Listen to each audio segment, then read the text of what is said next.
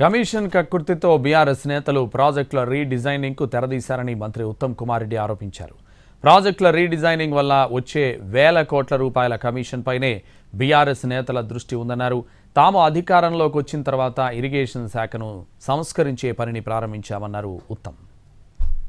గత బీఆర్ఎస్ ప్రభుత్వంలో కమిషన్ల కక్కుర్తి కొరకు ఆ ప్రాజెక్టులు పూర్తయితే కాంగ్రెస్ ప్రభుత్వాలకి మంచి పేరు వస్తాయని చెప్పి ఆ ప్రాజెక్టులని మార్చి రీడిజైన్ చేసి ఖర్చు 2-3 4 పెంచి పేర్లు మార్చి ముందుకు పోయిన విషయం కూడా నేను మనవి చేస్తున్నా.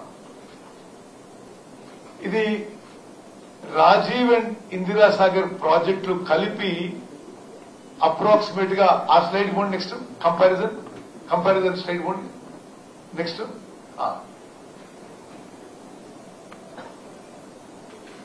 Rajiv lift irrigation scheme, Indira lift irrigation scheme కలిపి 3,505 కోట్లతో పూర్తయ్యే 2 స్కీమ్స్ వీళ్లు పెంచి 18,286 కోట్లు చేసింది.